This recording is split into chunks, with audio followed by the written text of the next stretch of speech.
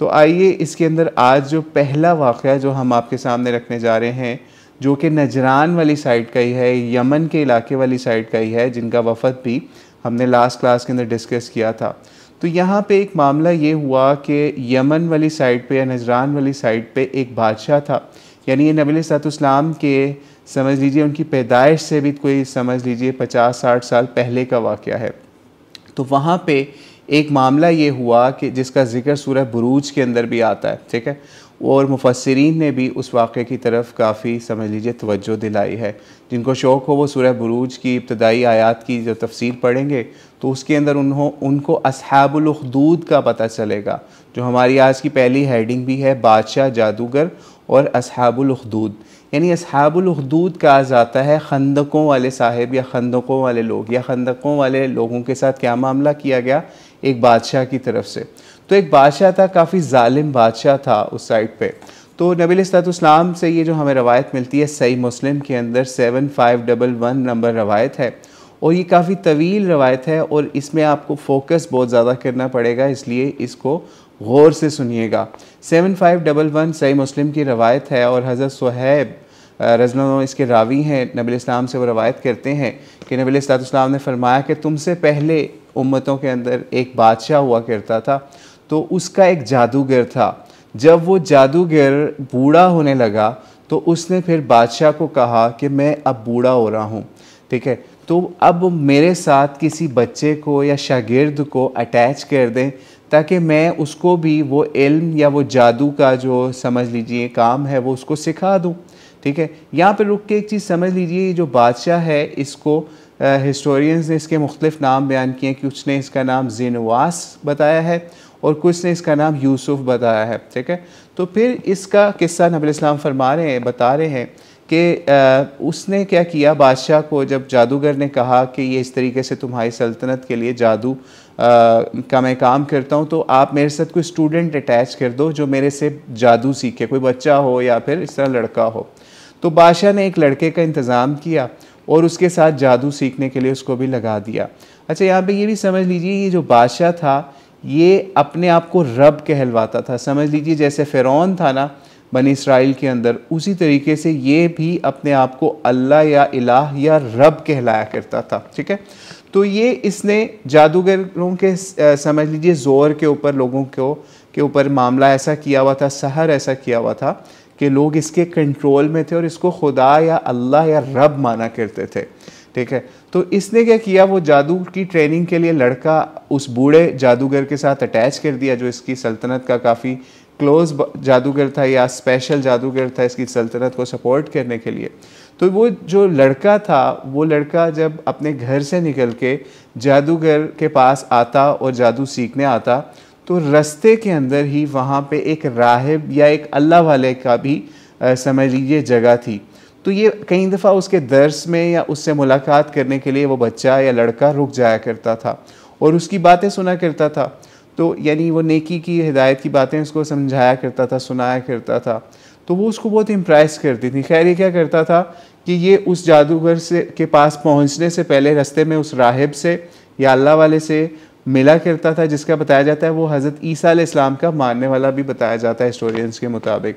ठीक है। तो ये वहाँ से उससे कुछ इल्म सीख के उसके बाद जो है वो जादूगर के पास जाता था। अच्छा, जादूगर जो है ना इसको अक्सर डांटा भी करता था कि तुम देर से क्यों आए हो, तो इसको सज़ा भी दिया करता था कि तुम इस तरीके से देर से क्यों आए हो। तो ये बहरहाल इसका ये मामला हुआ। इसने फिर उस जादूगर से जब वापस आया राहिब के पास एक दिन, तो कहा कि मैं लेट हो जाता हूँ तुम्हारे पास दर्स वगैरह में, तो वहाँ पे जादूगर जो है वो मुझे मारता है या मुझे सज़ा देता है कि मैं लेट क्यों आया हूँ। तो राहिब ने इसको फिर तरकीब ये बताई कि अगर तुम्हें जादूगर ये कहे कि तुम लेट क्यों आए हो, तो उसको कहो मैं घर से लेट निकला था, और अगर घर में तुम्हें वापस जाते हुए मुझसे मुलाकात करके घर जाते हुए लेट हो जाए, तो घर वालों को बताया करो कि जो जादूगर है ना उसके पास मुझे लेट हो गई थी।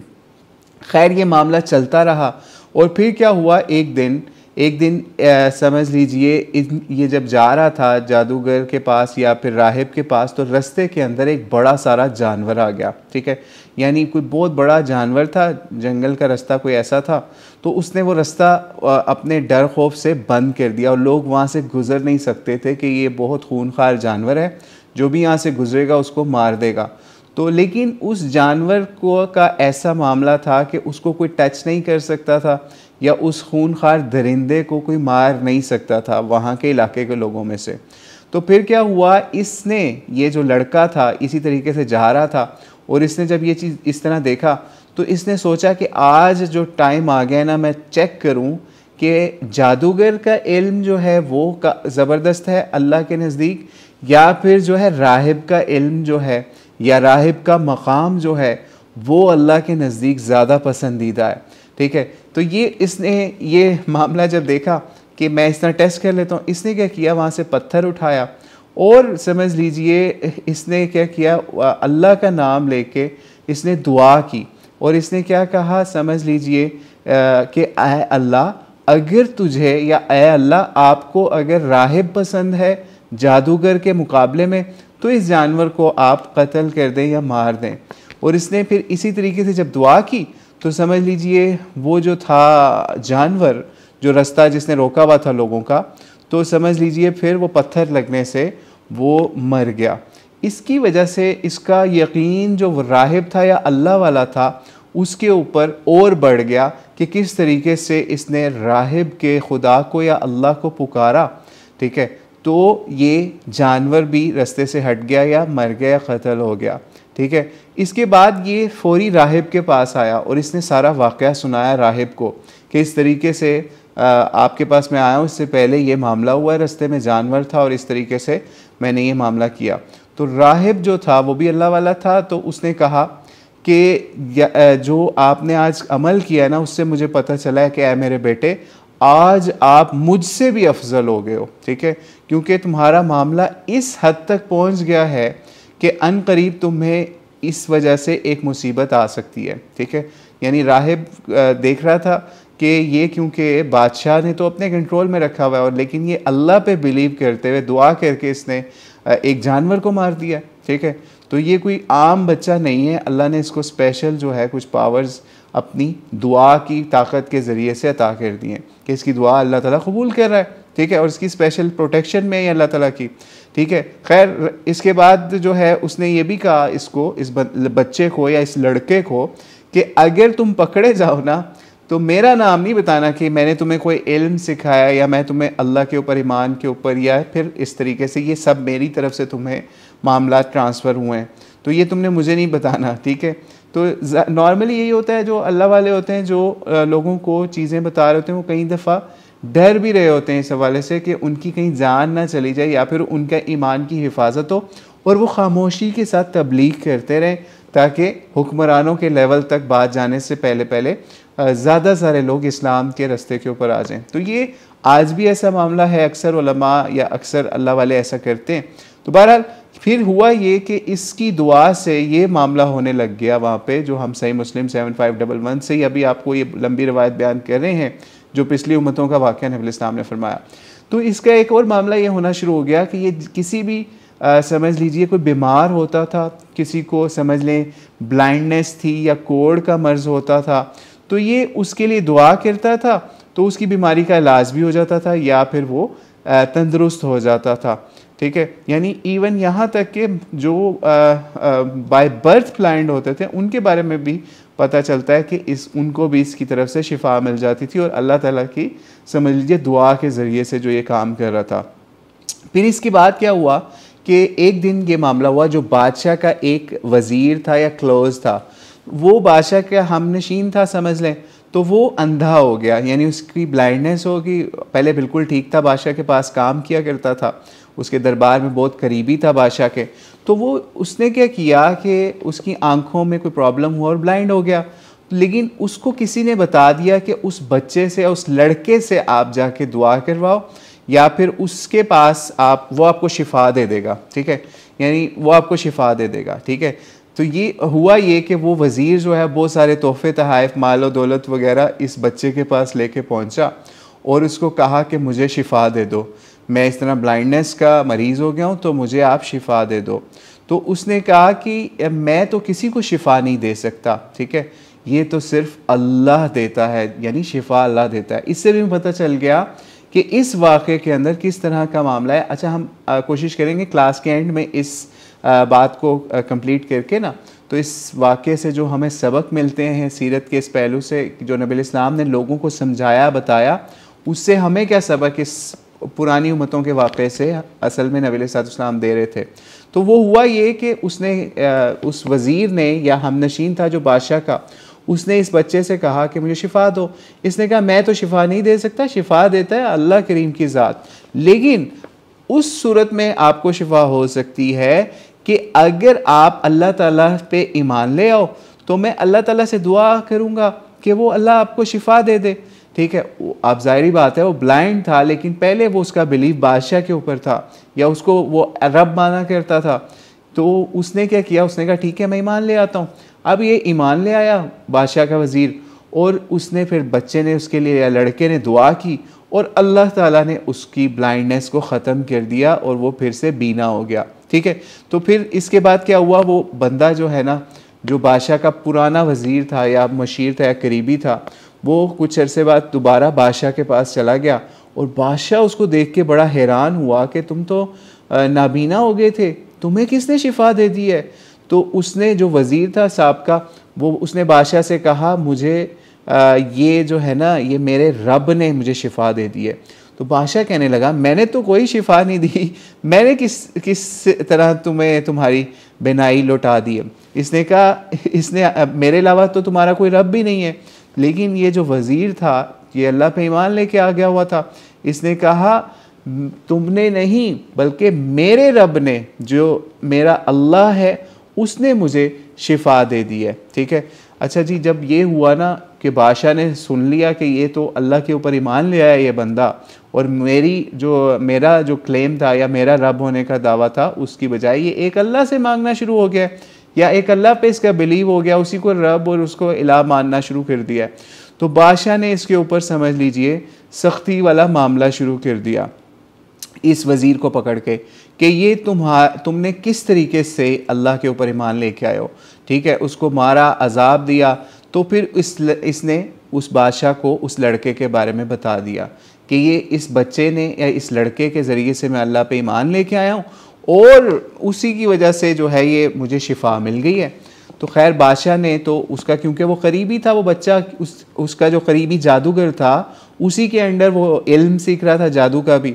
उसने उसको बुलवा लिया बच्चे को फौरी या लड़के को। अब उस लड़के से बादशाह रूबरू हुआ और उससे बातचीत शुरू कर दी और उससे पूछा कि बेटा क्या तेरा जादू जो है इस हद तक पहुंच गया है, तेरी जो नॉलेज है जादू की वो इस हद तक पहुंच गई है कि तुम अंधों को भी शिफा दे देते हो, कोड़ियों को भी सही करने लग गए हो, तो ये क्या कर रहे हो, ठीक है। उसने इससे पूछ लिया, ठीक है, बादशाह ने उस बच्चे से या लड़के से। तो लड़के ने कहा मैं किसी को शिफा नहीं देता, मेरा अल्लाह सबको शिफा देता है, ठीक है। अब बादशाह ने उस बच्चे को भी पकड़ के मारना शुरू कर दिया कि तुम ये क्या मामला है, मुझे बताओ तुमने ये कहाँ से ये मामला अखज़ किया है, मैंने तो अपनी सल्तनत में बड़ी कंट्रोल रखा हुआ था, कौन बंदा आ गया जिसने ये अल्लाह के ऊपर ईमान लाने का यहाँ मामला शुरू कर दिया है। तो फिर बच्चे को जब तशद्दुद का शिकार या अजाब उन्होंने देने या सज़ाएँ दी, तो फिर बच्चे ने बता दिया कि इस तरीके से राहिब है मेरे पीछे जिसने मुझे इल्म दिया है या अल्लाह के ऊपर ईमान लाने के बारे में उसने मुझे गाइडेंस दी है। तो जब राहिब का बता दिया तो समझ लीजिए फिर उसके बाद राहिब को भी उन्होंने अपने दरबार में बुला लिया। उस बादशाह ने जब राहिब को दरबार में बुलाया तो उस राहिब को बादशाह ने कहा अपने मज़हब से फिर जाओ। और राहिब जो था या अल्लाह वाला जो बंदा था जो अल्लाह पे ईमान रखता था और बादशाह को इलाह या अल्लाह या रब नहीं मानता था, उस अल्लाह वाले ने इनकार कर दिया कि नहीं ऐसा नहीं हो सकता, मैं अल्लाह का इनकार कर दूं। लेकिन फिर क्या हुआ, बादशाह ने एक आरा मंगवाया, ठीक है, एक बड़ा सारा ब्लेड या जो भी आरी वाला सिस्टम था उसको बुलाया कि ये डर जाए। लेकिन उसने अपना ईमान नहीं छोड़ा और उसको सर की तरफ से आरा चला के उसके 2 पीस कर दिए उस अल्लाह वाले के, ठीक है। लेकिन उसने अल्लाह ताला के ऊपर समझ लीजिए बिलीव अपना नहीं छोड़ा, ना ही अल्लाह का इनकार किया। ठीक है, अब फिर क्या हुआ, फिर अपना जो हमनशीन था ना उसका, यानी जो वज़ीर था जिसकी आंखें वापस आ गई थी, जिसकी आंखें ख़राब थी पहले, और बच्चे ने दुआ करके उसके शिफा का बंदोबस्त अल्लाह की तरफ से हो गया, तो उसको भी उसने बुलवा लिया कि अब इसको, उसके भी सर पे आरा रखा गया, उसको भी उसी तरीके से जैसे राहिब को चीरा गया, मारा गया, उसके भी 2 टुकड़े करके उसको भी कत्ल कर दिया। और फिर लड़के को भी यही कहा कि तुम भी अपने मज़हब से इनकार कर दो, जिस मज़हब के तुम पैरोकार बन गए हो उससे इनकार कर दो, उस अल्लाह का इनकार कर दो। लेकिन उसने भी इनकार कर दिया बादशाह का कि मैं अल्लाह को नहीं छोड़ सकता। फिर बादशाह ने उस पर तशद्दुद भी करवाया, लेकिन उस बच्चे को, जो कि समझ लीजिए असल में उनका स्पेशल था, वो बच्चा नहीं समझ ले, लड़का, वो बड़ी उम्र का हो रहा था। ठीक है, तो हुआ ये कि उस लड़के को उसने ये कहा कि अगर तुम ये नहीं छोड़ोगे तो मैं तुम्हें कत्ल करवा दूंगा। तो वो जो लड़का था वो फिर भी इससे बाज नहीं आया। फिर बादशाह ने अपने कुछ सिपाही या अपने अहलकार या अपने वर्कर्स को बुलाया और कहा कि आप ऐसा करो, इसको एक ऊंची सारी पहाड़ी पे ले जाओ, वहाँ से इसको सही डर खौफ होगा ना जब नीचे देखेगा कि अब वहाँ से इसको मौत नज़र आएगी, तो आपने क्या करना है, पहाड़ी के ऊपर ले जा के और फिर इसको पूछना है एक दफ़ा कि ये अपना दीन छोड़ता है, अपना मज़हब छोड़ता है, अल्लाह को छोड़ता है। अगर ऐसा करता है तो इसको छोड़ देना, यानी माफ़ी इसकी। अगर नहीं छोड़ेगा तो इसको पहाड़ी से गिरा के कत्ल कर देना। खैर, ये उसको लेके चले, पहाड़ी के ऊपर पहुँचे, तो जब वो उसको मारने लगे ना, यानी पहाड़ी से गिराने लगे, तो समझ लीजिए पहाड़ी के ऊपर लेके जा ही रहे थे, तो इस बच्चे ने या इस लड़के ने फिर अल्लाह से दुआ की, अल्लाहुम्मा कफ़िनीहिम बिमा शिअता, अल्लाहुम्मा कफ़िनीहिम बिमा शिअता, कि ए अल्लाह आप जिस तरीके से आप चाहते हैं उस तरीके से मेरी इनकी तरफ से किफ़ायत कर दे, या मुझे इनसे महफूज फरमा दें, मेरे लिए आफ़ियत वाला या फिर इनसे किफ़ायत वाला मामला फरमा दें। ठीक है, यानी समझ लीजिए अल्लाह से उस बच्चे ने या उस लड़के ने हिफाजत तलब कर ली। तो हुआ ये कि जब वो उसको बजाय इसके कि वो उसको गिराते पहाड़ी से, तो वो ख़ुद ही वहाँ पे मर खप गए, यानी वो बच्चा फिर वहाँ से वापस आ गया, यानी वो उसको मार नहीं सके पहाड़ी से गिरा के भी। ठीक है, फिर इसके बाद क्या हुआ, इसके बाद ये हुआ, वो लड़का जो है वो चलता हुआ बादशाह की तरफ वापस आ गया। तो बादशाह ने इस लड़के से पूछा कि उन लोगों का क्या हुआ जो मैंने तुम्हारे साथ भेजे थे। तो उसने कहा मुझे तो अल्लाह ताला ने बचा लिया है, और वो जो तुम्हारे साथी हैं वो तो कहीं के नहीं रहे। ठीक है, ये खैर इसके बाद फिर क्या मामला हुआ, इसके बाद फिर ये मामला हुआ, बादशाह ने फिर इसको फिर डराया कि अपना दीन मज़हब छोड़ दे। लेकिन चूंकि बादशाह की अब जगहसाई वाला मामला जा रहा था, तो इसलिए वो चाह रहा था कि ये जो जादूगर से इसने इल्म भी सीखा है, ये जादूगर के साथ अटैचमेंट भी है, मेरा एक ख़ास बंदा, मैं इसको कैसे ख़त्म कर दूं। तो खैर इसने फिर क्या किया, बादशाह ने एक और तरकीब सोची। इसने सोचा कि मैं अब मज़ीद सिपाही लेके इसको कश्ती के ऊपर सवार करके समुंदर या दरिया की तरफ भेजता हूँ। तो यही इसने किया कि बच्चे को फिर, लड़के को फिर इन्होंने कश्ती में सवार करवाया अपने सिपाहियों के साथ, और कहा कि इस तरीके से जब दरमियान में कहीं पे चले जाए ना यहाँ पे आपकी कश्ती, तो वहाँ पे इससे फिर पूछ लेना, अगर ये मज़हब छोड़ता है, दीन छोड़ता है, अल्लाह को छोड़ता है तो ठीक है, नहीं तो इसको वहाँ डबो देना, वहाँ से इसको धक्का दे के अंदर पानी में डबो के इसको मार देना। ठीक है, लेकिन हुआ क्या कि फिर बादशाह के पास ये बच्चा चलता हुआ वापस आ गया। बादशाह ने फिर पूछा कि ये क्या हुआ मेरे साथियों के साथ, या जो तुम्हारे साथ मैंने बंदे भेजे थे उनका क्या हुआ। तो फिर उस लड़के ने कहा कि तुम मुझे कत्ल नहीं कर सकते। अच्छा, हुआ ये था कि कश्ती उलट गई और वो सारे वो डूब के मर गए, और ये बच्चा फिर वापस आ गया। ठीक है, यानी कश्ती उलट गई और ये बच्चा बच गया, ये वापस आ गया बादशाह के पास, और इसने फिर बादशाह से फिर मुलाकात की। यानी आप ये सोचिए, बादशाह के पास इस वजह से वो बच्चा आ रहा था वापस, चाहता तो अपने आप को बचा लेता, लेकिन उसका मकसद दीन की दावत का था कि मैं किसी तरीके से बादशाह को भी ईमान के ऊपर, अल्लाह के ऊपर कायल कर लूँ कि ये बादशाह वापस आ जाए दीन की तरफ या इस्लाम की तरफ। लेकिन ये बादशाह नहीं मानता था। जाहिर बात है, फ़िरौन कैसे मानते, जैसे फ़िरौन है, उसने भी अल्लाह होने का या खुदा होने का या रब होने का दावा किया हुआ था,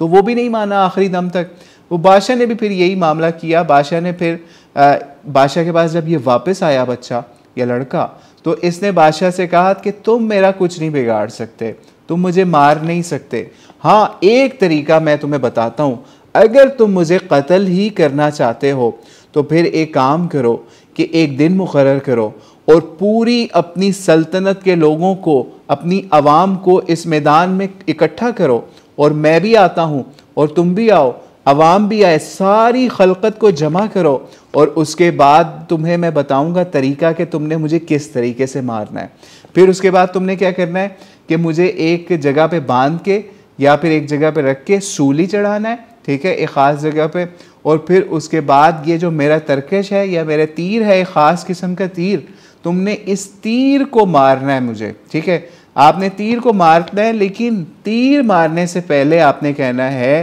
क्या कहना है, बिस्मिल्लाहि रब्बिल गुलाम, यानी मैं ये काम करता हूँ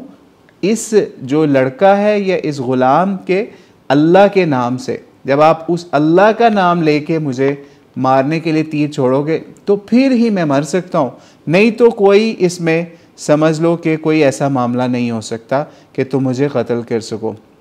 फिर ऐसा ही हुआ कि इसको इसी तरीके से किया गया और इस लोगों को इकट्ठा किया गया, वहाँ पे सारे लोगों को जो भी इसकी सल्तनत के थे या फिर इलाकों के लोग थे, उन सबको इकट्ठा किया गया और इसको सूली के ऊपर, तख्ते के ऊपर लटकाया गया और इसका वही तीर जो इसने कहा था ये लो, और इसको कमान में रख के इसने कहा अल्लाह के नाम से जो इस लड़के का रब है। अच्छा, हुआ ये कि वो तीर जो है उस बादशाह ने इस तरीके से ही मारा और इनकी कनपटी पे, इस बच्चे लड़के की कनपटी के ऊपर वो तीर लगाए और उसमें से समझ लें खून वगैरह निकला, उसने हाथ रखा और वो शहीद हो गया, वो बच्चा या वो मर गया। अब क्या हुआ, जब लोगों ने ये सारा मामला देख लिया कि बादशाह ने भी उस अल्लाह को पुकारा जो इस बच्चे का रब था, वही बच्चा जिसकी दुआ से अल्लाह ताला लोगों को शिफा दे रहे थे।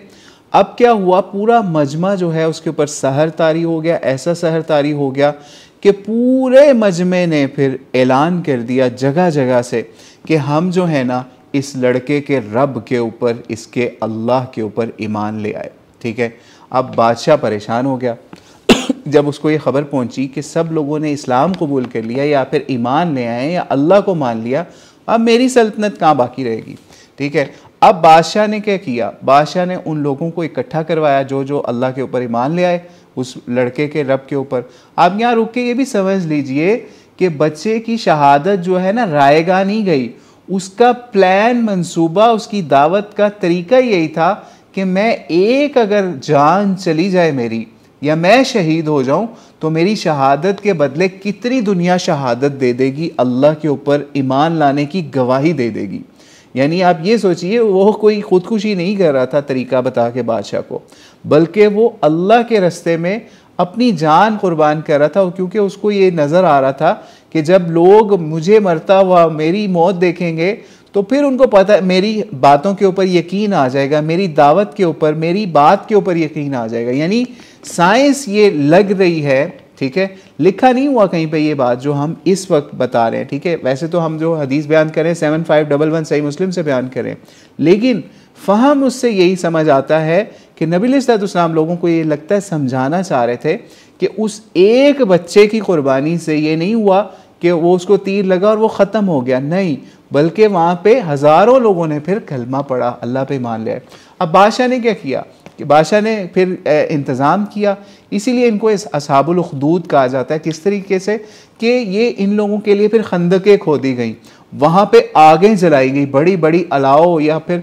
समझ लें खंदकों के अंदर सीसा और हर चीज़ आगें जला के उन खंदकों को खोदा गया और कहा गया जो जो भी इस दीन से फिर जाएगा, अल्लाह का इनकार कर देगा, कुफर कर देगा, मुझे मान लेगा, वो उसको आपने छोड़ देना है, नहीं तो जिसने भी कलमा पढ़ा है, अल्लाह पे ईमान लेके आया, उसको आपने इन खंदकों के अंदर फेंकते रहना है, फेंकते रहना है, ठीक है। लेकिन हुआ ये कि लोगों ने, बहुत बड़ी तादाद जो है, उन्होंने अब इस्लाम या ईमान या अपना मज़हब या अल्लाह के ऊपर ईमान जो है उसको नहीं छोड़ा। और इस रवायत के अंदर, सही मुस्लिम के अंदर है, उसका एंड आता है, उसमें ये हुआ कि एक औरत सिर्फ बताया जाता है कि वो औरत जो है ना वो झिझकी, थोड़ा डर गई आग को देख के।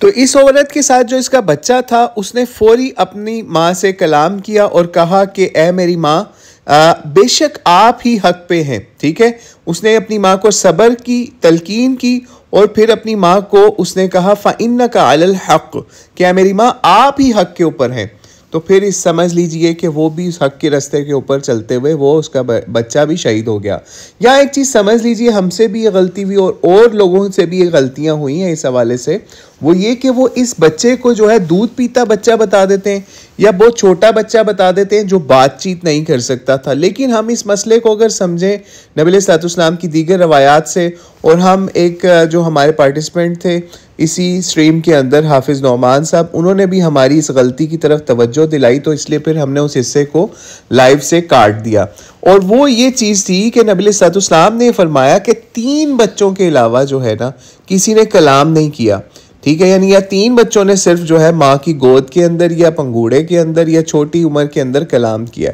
और वो 3 बच्चे कौन है? नंबर 1 हज़रत ईसा अलैहिस्सलाम, और नंबर 2 जो है उसके ऊपर एक उन्हीं की कौम का या बनी इसराइल का जुरेज जो है ना वो राहिब बताया जाता है, और तीसरा जो है ना बंदा वो भी बनी इसराइल में से या पिछली उम्मतों में से ही बताया जाता है। और एक हुस्ने इत्तेफाक है कि इन तीनों बच्चों के समझ लीजिए जो थे ना जिनसे रिलेटेड इल्ज़ाम लग रहा था, इन्होंने उनकी गवाही दी उन बच्चों ने। ठीक है, जैसे हज़रत ईसा अलैहिस्सलाम की वालदा के ऊपर इल्ज़ाम लगा,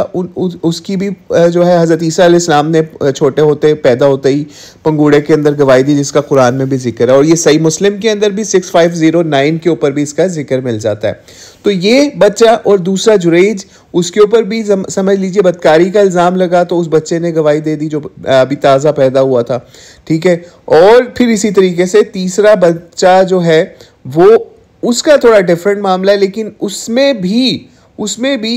एक औरत गुजर रही थी पास से, तो वो उसके ऊपर बदकारी का इल्ज़ाम लगा हुआ था, तो उसकी माँ ने उसके हवाले से कोई गलत बात कही, तो इस वजह से फिर समझ लीजिए उस बच्चे ने अपनी माँ को फिर उस हवाले से गवाही दी कि ये औरत जो है इसका बदकारी वाला उस तरीके से मामला नहीं है।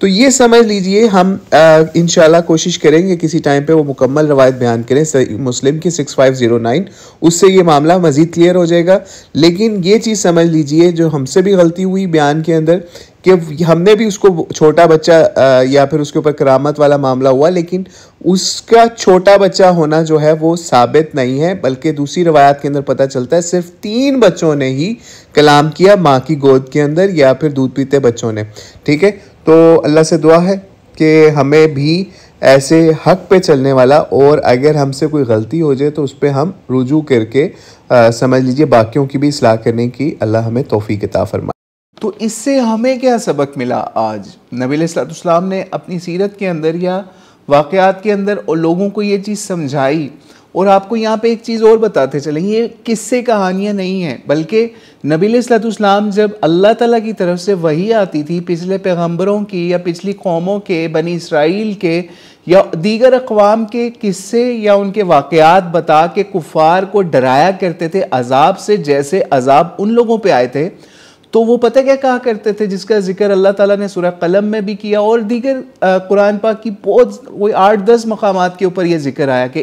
बाद औज़ु बिल्लाहि मिनश शैतानिर रजीम इज़ा तुतला अलैहि आयातुना क़ाला असातीरुल अव्वलीन, यानी जब इनको आप ए नबी सुनाते हैं ना कोई वाक़यात या इस तरह की चीज़ें, तो ये कहते हैं ये तो पिछले लोगों की किस्से कहानियाँ हैं। ठीक है, यानी ये उनका ये मामला था। अब आज हमें क्या इस किस्से को हम सिर्फ किस्सा कहानी समझ लें? नहीं, अगर हम इसको सिर्फ किस्सा कहानी समझेंगे तो ये कुफ़ार का तरीका था जो कुरान ने बयान किया कि किस तरीके से मामला था। तो इसलिए नबी अलैहिस्सलाम ने जब हमें ये चीज़ बताई तो हमें जो इससे सबक सीखने आज वो तकरीबन समझ लें 5 से 6 सबक जो हमें नज़र आए इसके अंदर, जो नबी अलैहिस्सलाम ने इस इतनी लंबी रवायत हम तक पहुंचा दी, अल्लाह ताला ने मुहद्दिसीन के ज़रिए से हम तक ये पहुंचा दी। तो इससे पता चलता है कि तौहीद या ईमान जो है ना ये बहुत ज़बरदस्त चीज़ है। सबसे महंगी चीज़ आपके लिए, आपकी ज़िंदगी से भी महंगी चीज़ जो है ना वो तौहीद है, अल्लाह की वहदानियत है, अल्लाह पे ईमान है।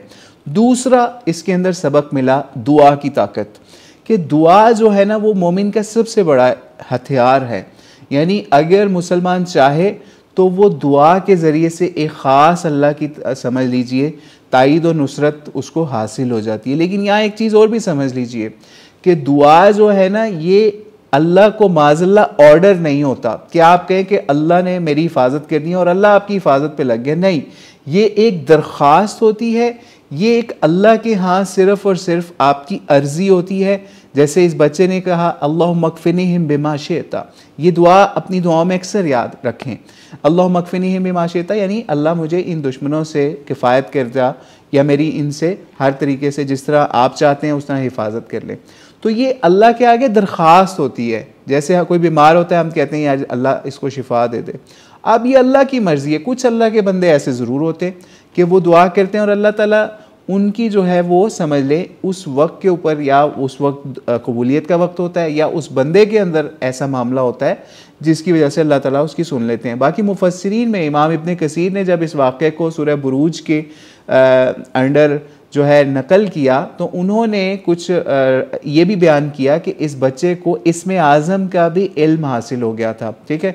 तो इस वजह से भी ये वो अपनी दुआ के साथ इस्म आज़म पढ़ा करता था या अल्लाह का ख़ास नाम पढ़ा करता था, तो ये मामला हुआ। बल्कि मुफस्सिरीन ने एक वाक़या भी इस बच्चे के, ये इस लड़के के हवाले से लिखा कि इसके पास मुख्तलिफ़ तीर थे, तो इसने क्या किया कि अल्लाह के मुख्तलिफ़ नाम इसने सीखे। तो अल्लाह के जब मुख्तलिफ़ नामों के ज़रिए से दुआ किया करता था, तो फिर एक ख़ास नाम जो है ना उसके ज़रिए से फिर ये दुआ करता था, तो अल्लाह ने इसकी दुआ कबूल फरमाते थे। बहरहाल रवायात वो इतनी ऑथेंटिक नहीं है, लेकिन बहरहाल आपको बताने का ये है कि मुफस्सिरीन ने भी इस वाक़े को बड़े अच्छे तरीके से नकल किया, मुख्तलिफ़ एंगल से नकल किया, ताकि लोगों को ये बताया जाए कि दुआ जो है ना उसकी बड़ी ताकत है। फिर इसी तरीके से तीसरा जो हमें इससे सबक मिलता है वो जादूगर और इस्लाम मुखालफत, कि इस्लाम जो है ना जादू और इन चीज़ों के ख़िलाफ़ है। ठीक है, और जादूगर की सज़ा भी इस्लाम के अंदर मौत है। ठीक है, ये भी ज़हन में रखिएगा, जो हम पहले एपिसोड्स में बता चुके हुए।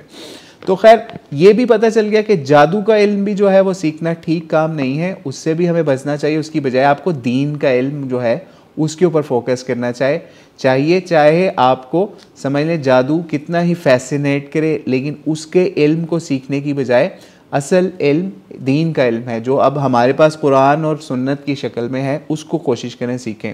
और एक और चीज़ इसमें हमें पता चली कि नबी अलैहिस्सलाम के इस तरीके से हमें ये भी पता चला कि नबी अलैहिस्सलाम अपने सहाबा को स्टोरीज़ सुनाया करते थे पिछली उम्मतों की, जिसके अंदर कुछ ऐसे लेसन्स हों जिससे आज के माहौल के अंदर हम सीख सकें। तो इससे हमारे जो वालिदैन हैं उनको भी और जो जवान हैं उनको भी ये चीज़ सीखने की ज़रूरत है कि वो अपने बच्चों को की भी तरबियत जब करें तो उनको दीनी लिहाज से स्टोरीज़ सुनाएं, कुरान से भी स्टोरीज़ सुनाएं, पिछले अंबिया की स्टोरीज़ सुनाएं, उनकी उम्मतों के अंदर जो मामलात हुए उनकी भी स्टोरीज़ सुनाएं,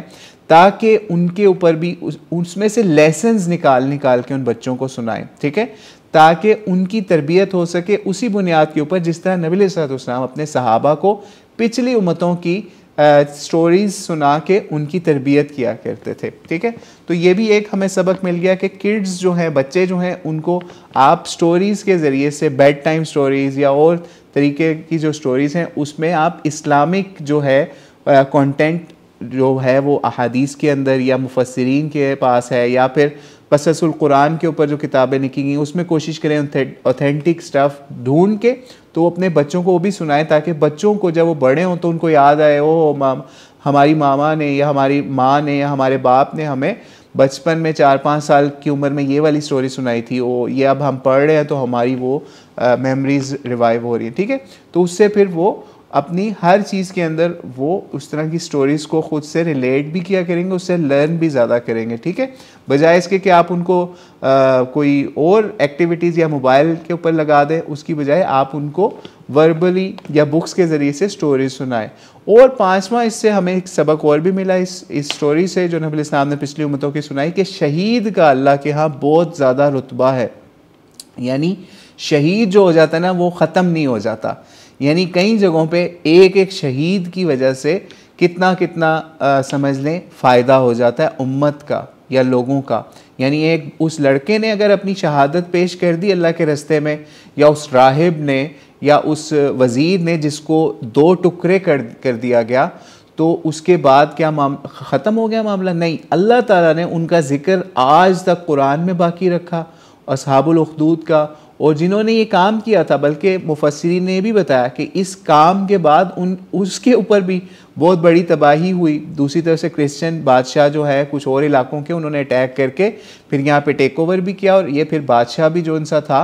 ज़िनवास या यूसुफ, ये बाद में भाग भी गया और डूब के भी मर गया। यानी अल्लाह ने उनकी कुर्बानियाँ जो हैं उनको रायगा नहीं जाने दिया, और सबसे बड़ा दर्जा तो आपको आखिरत में मिलेगा, ठीक है। और इसके लिए हम जब गज़वा बदर और गज़वा उहद की आपको बता रहे थे सीरत का पहलू, तो उसके अंदर हमने तफसील से जो भी इनके फ़ज़ाइल थे शहदा के, उसमें भी बताया कि किस तरीके से शहदा जो हैं वो मरते नहीं, और कुरान ने भी उनके बारे में कहा कि वला तक़ूलू लिमन युक़्तलू फ़ी सबीलिल्लाहि अमवात, कि इनके लिए मौत का लफ्ज़ इस तरीके से भी ना कहो कि मर गए, ठीक है, या मिट्टी हो गए। ज़ाहिरी बात है मौत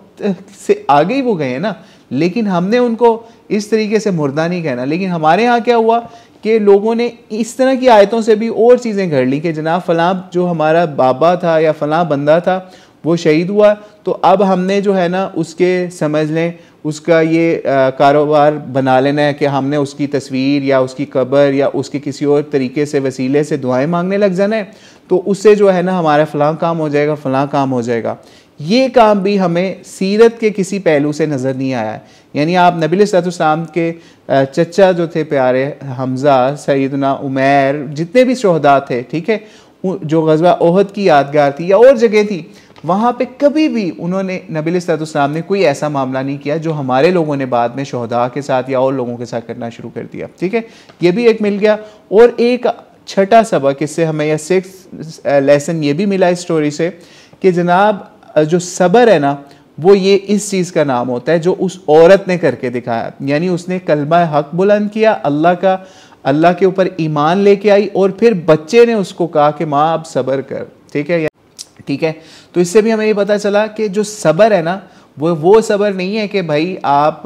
कोई हक बात ही ना कहें और सब्र करके छुप के बैठे रहे। नहीं, सब्र ये असल सब्र ये है कि आप फ्रंट लाइन के ऊपर आके आपने कलमा हक बुलंद किया, और उसकी पादाश के अंदर जो आपके ऊपर तकलीफ़ें आ रही हैं आप उस पर सब्र करें। सब्र ये नहीं है कि आप जनाब आपके सामने कोई गलत काम हो रहा है और आप आंखें बंद करके ख़ुद को कह रहे हैं कि यार सब्र कर कोई नहीं है, जो हो जाता है, वो सब्र नहीं है। असल सब्र ये है कि इस तरीके से आप अल्लाह के ऊपर ईमान लेके आएँ, और फिर जो तकलीफ़ें आ रही हैं उसको खंदा पेशानी से सब्र के साथ उसको फेस करें, ठीक है। तो ये सब्र की डेफिनेशन भी इस रवायत से हमें समझ में आ गई। और एक और चीज़ आपको बताते चलें कि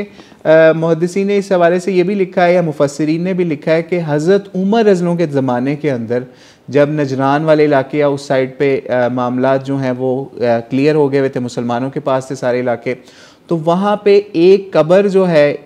या एक ज़मीन खुदाई की गई, तो नीचे से एक डेड बॉडी जो है वो दरियाफ्त हुई, और वो बिल्कुल फ्रेश डेड बॉडी थी।